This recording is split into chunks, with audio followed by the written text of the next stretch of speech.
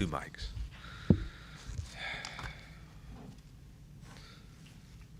Yeah, going to be a great opportunity this weekend. Excited about the game.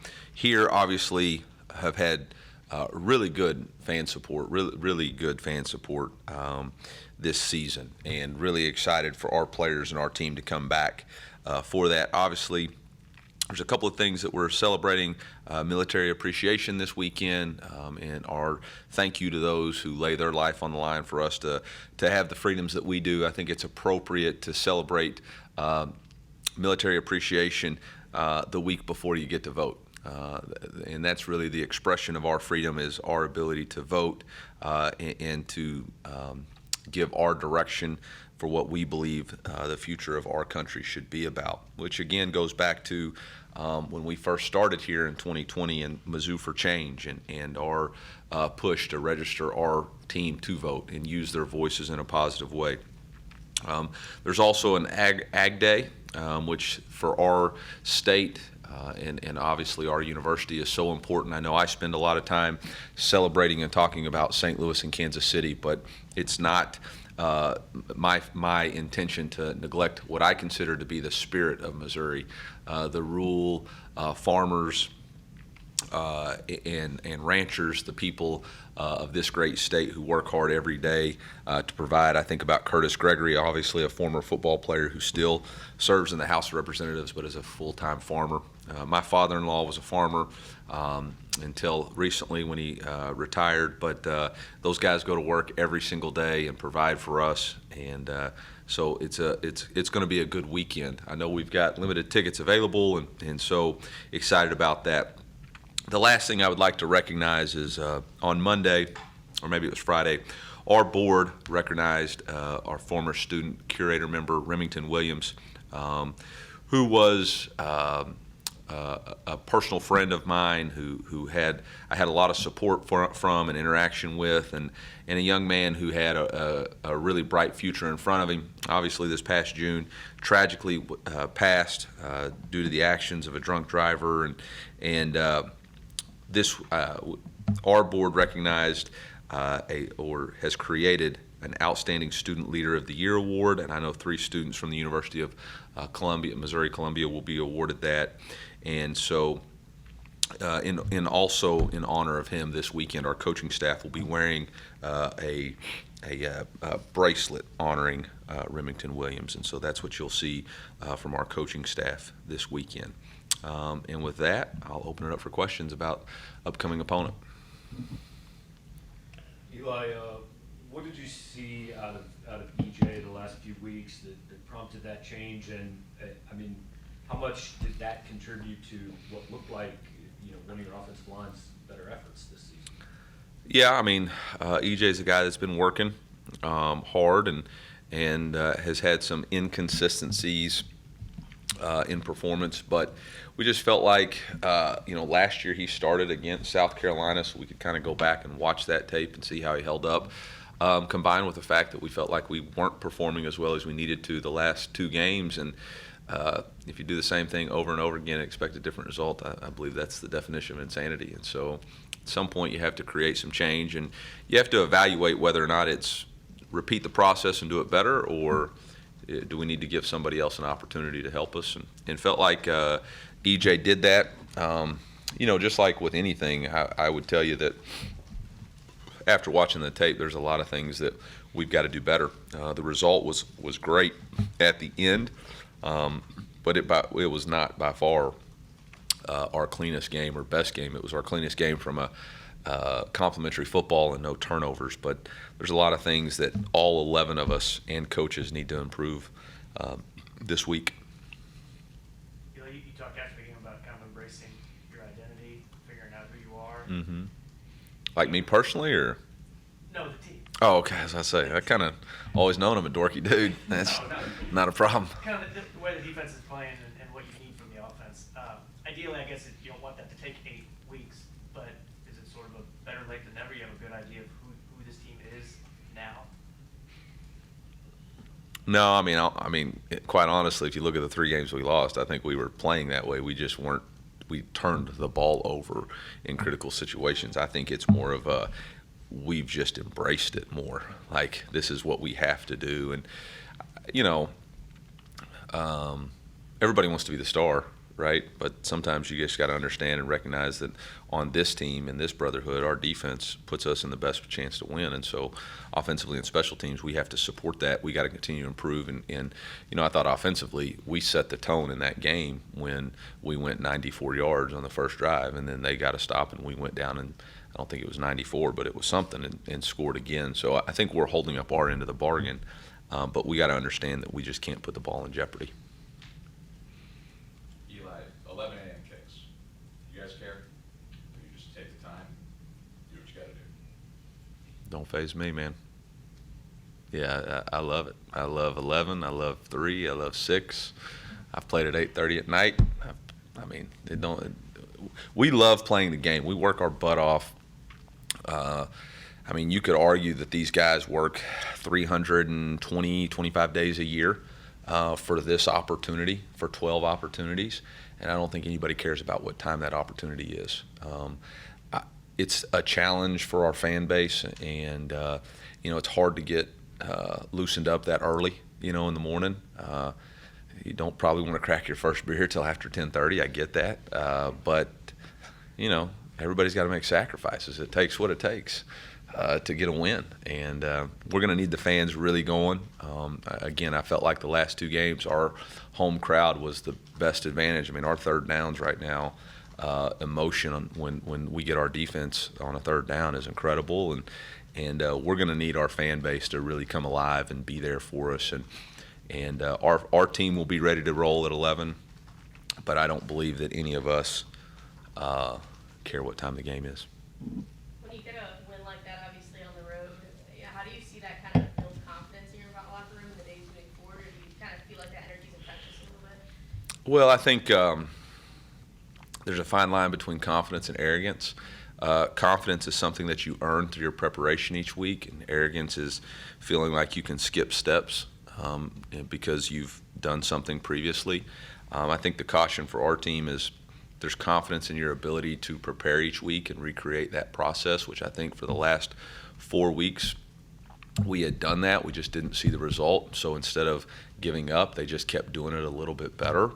And I think what you have to do is just understand that what you put in, you're going to get out, and you can't skip that step. And if you do, that's considered arrogance. And football always finds a way to humble people. That's one of the reasons I love this game so much is you're only as good as your next performance, and your next performance is only going to be as good as the amount of energy and effort and preparation you put in. Coach, how have you seen your pass rush improve throughout the season, and what were you impressed with on tape against South Carolina? Obviously, I think one of the things about our football team is everybody's continually getting better. I think when you watch the tape against South Carolina versus week 2, week 3, week 4, you're seeing players play with better technique and fundamental. That's a tribute to the coaching staff and to the players. I think what you're seeing is the ability to win one-on-ones. Isaiah and DJ, I think, have done a really good job of creating pressure. I think, DJ Coleman's getting used to the speed of this level.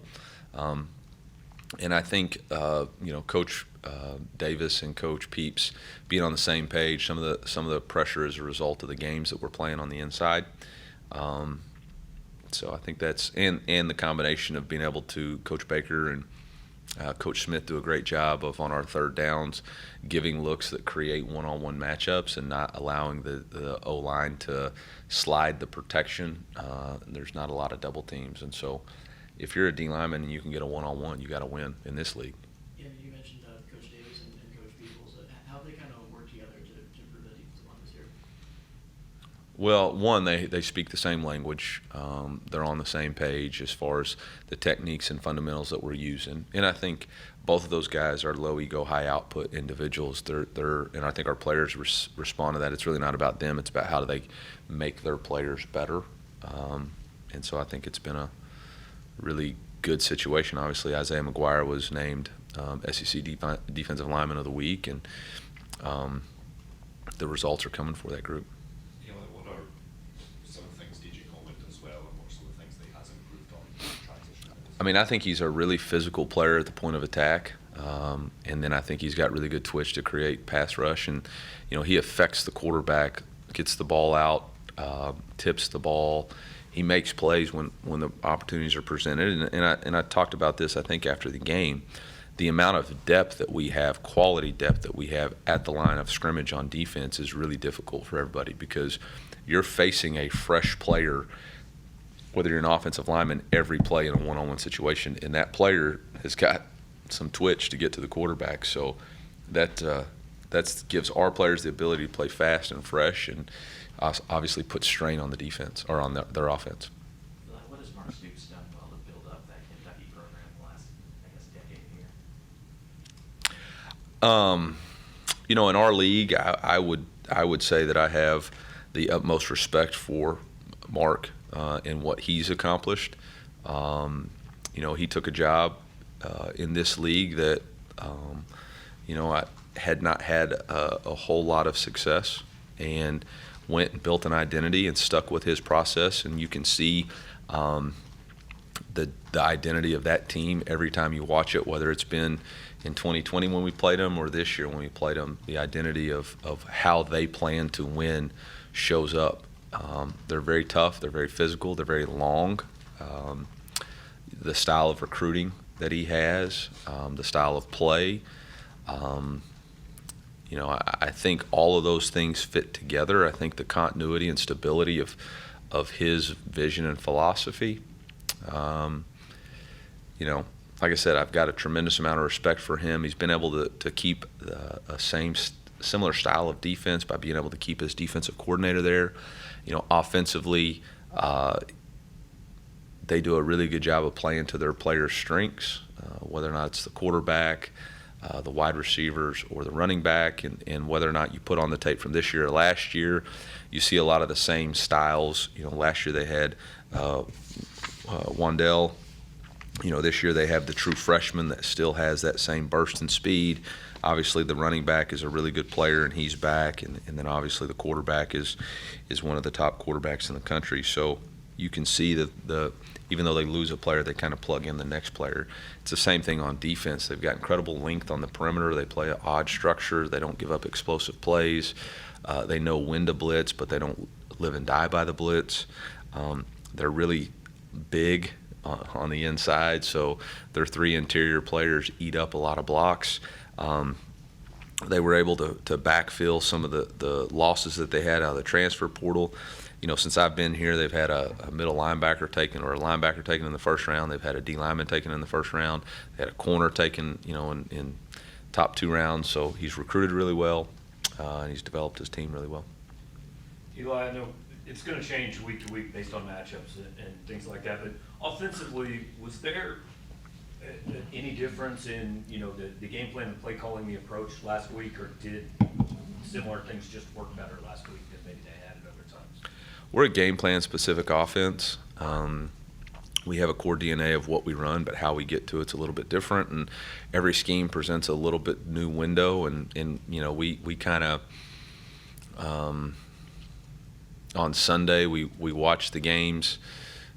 We self-scout, figure out what we do well. We watch the games and say, okay, this is how we need to attack this team. And yeah, I think obviously there were some things that were a little bit unique and different for that game, which I think if you went back and watched every game, there's always a little bit unique window dressing or a style of play. But it wasn't like it wasn't like it was a new offense. It was just a style of attack, and it was a good plan those guys put together, and our kids were able to execute it pretty well. I thought Brady's ability to stretch the field vertically early in the game really kind of set the tone for us. Is there anything that Blake Baker, as you've watched the entire season, that he's doing, whether it be in his approach, scheme, whatever it is that's allowed this defense with so many returners to produce more, play better this year? Is it a vibe? Is it a feeling? What is it? I think there's a lot of confidence in that group. There's a lot of accountability in that group. There's a lot of experienced players in that group. When you look at that defense, whether it's the transfers we added or the players that are playing, You're talking about guys who have, Ennis Rakestraw and JC have been playing since they're true freshmen. This is their third year. Martez Manuel's been playing since he's a true freshman. Darius Robinson, Trajan Jeffcoat, Isaiah McGuire have been playing for a long time here. The transfers that we took in the interior have all been good players who have played. Chad Bailey's been playing a lot of college football. So there's an experience factor, there's a confidence factor, and then there's a scheme fit. I think Blake and the staff have done a really good job of maximizing their scheme to defend the style of offenses that we're playing, whether or not that's playing with 5 D linemen versus 12 personnel and 13 personnel heavy run sets, whether that's playing an odd front, we shift in and out of odd, whether that's playing drop 8 on second and long where Isaiah or Trajan is in the flats. There's that versatility there that keeps an offense off balance, and you can't predict this is what we're going to have to see this week. And I think in college football, that's probably the most important thing you can do as a defensive scheme. I think also the low ego approach of keeping the same calls from last year, just and getting better at that instead of just coming in and saying we're taking everything we did last year, throwing it away, and this is my playbook. We didn't do that. And I think that's helped be able to get further faster. Eli, back to Kentucky, their game Saturday, did that seem maybe like an outlier, or did they just run into a really good Tennessee team? They did look like a Kentucky team usually does. Being tough to defend. Well, I think Tennessee's done that to just about everybody they've played. I don't know that that's I don't know. I mean, obviously the turnovers are something that's not normal for a Kentucky-led football team. But when you watch them on defense and you just watch the game without the scoreboard, there's a couple of busted assignments that are uncharacteristic of their team. But I mean, they played really hard.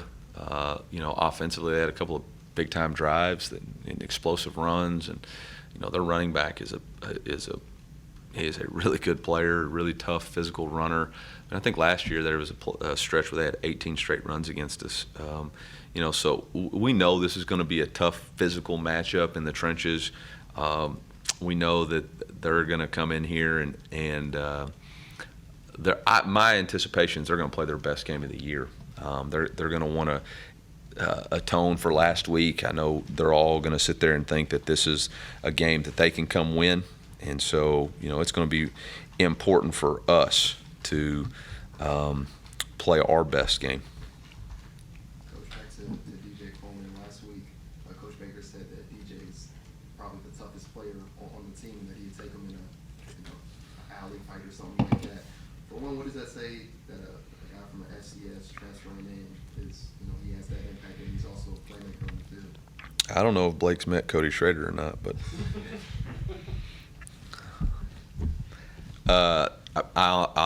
I understand Blake's comparison and definitely think that DJ's a very tough-minded individual and has got an understanding. I think some of these young men who are transferring up, they have a confidence in themselves and they have a toughness. And whether or not it's Cody or DJ is the toughest guy on our team, I'm not going to argue, but I think they're both really tough and really glad they're on our team. Is Elijah Young a guy you can see, regularly using out of the backfield and figuring in that rotation, or is he a guy you'd like more being able to move around and use different ways like you have a little bit the last couple weeks? Elijah had to miss 4.5 weeks because of an injury, and so when you miss those times, it's not one of those things where you can still be out there. Like, he was totally out of it, so we're trying to work him back into the plan.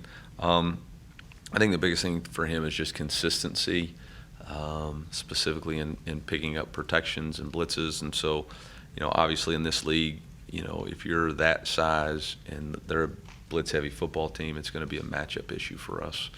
And so I definitely think he's got a more expanded role, and we'll continue to see that. But there are some things that other players do better, and you got to play to everybody's strengths. You mentioned the true freshman Barry Brown.